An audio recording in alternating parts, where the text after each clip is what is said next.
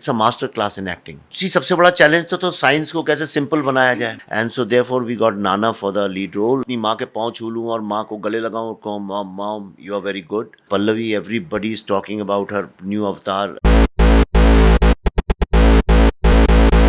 Hi guys, this is Manisha and welcome to IWM Buzz. Today I have with me the renowned personality Vivek Agnihotri, who is here with us to talk about the vaccine war. Sir, सबसे पहले welcome to IWM Buzz and congratulations on your new movie. Thank you very much. Sir सबसे दो common सवाल है but आपसे जानना चाहेंगे what inspired you to make the vaccine war? See, the inspiration came from when I discovered that when we were locked during COVID, and we were thinking about death, there were few people who were working in the background to save our lives. And I felt very bad that I didn't know about them and nobody knows about them. So I said, these are the real superheroes who have given us our life. And therefore the whole thing started, and I found it very fascinating, and I thought that every child, every youth must know the great story of our women scientists' sacrifice. This film is basically about celebrating our scientists, our women, and above all, India's new mindset of India can do it. So it's a very positive, inspiring film which every child and every woman must see.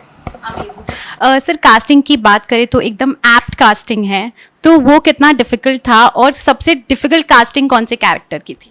देखिए, सारी casting बहुत difficult थी, every single casting, but then we decided to work with best of the actors. We said we have to work with very very dedicated, exceptional people with exceptional performances, and who understand and believe in India can do it concept.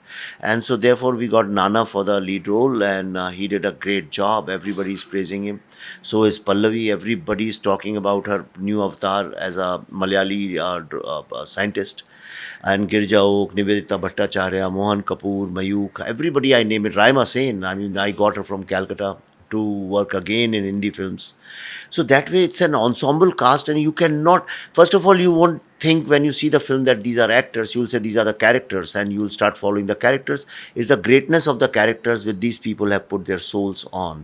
So I think that way it's a master class in acting. Sir जब ऐसी movie आप बनाते हैं ना तो बहुत preparations की ज़रूरत पड़ती है, क्योंकि आपको इन डेप्थ बहुत सारी चीज़ें जाननी चाहिए और जो ऑडियंस के सामने आप प्रॉपर्ली रख सके. तो क्या चैलेंजेस आपने फेस किया एज अ मेकर?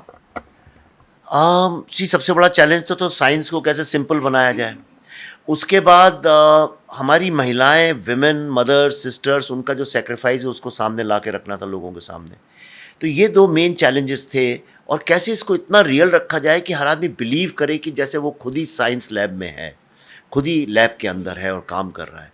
तो these were the real challenges. But सबसे बड़ा चैलेंज इस देश में कंटेंट फिल्म बनाने के बाद ये होता है कि कैसे ऑडियंस को अंदर लाया जाए. तो अभी उसी चैलेंज से जूझ रहे हैं.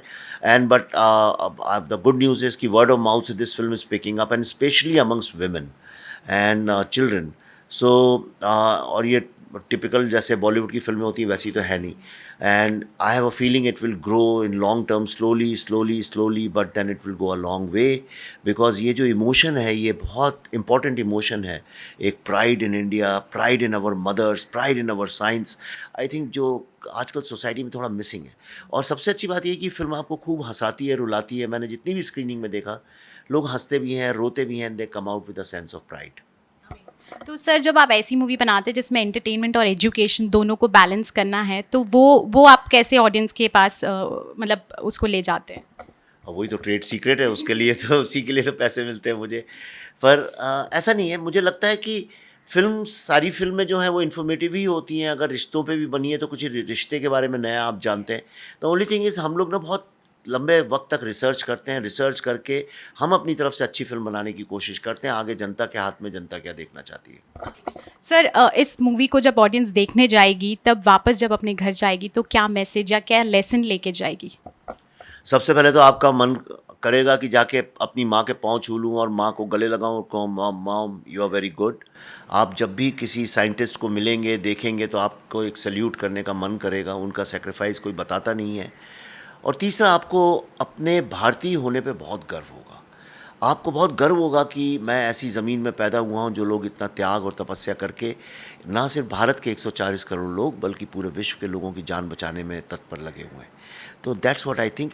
ये बहुत इलेटेड आप फील करेंगे, हैप्पी फील करेंगे, you'll feel good. It's a very positive good film. लोगों की इस तरह की फिल्में देखने की थोड़ी आदत छूट भी गई है, पर ये फिल्म धीरे धीरे शहद की तरह काम करके आपको एक बहुत अच्छी इन्फॉर्मेशन भी देगी।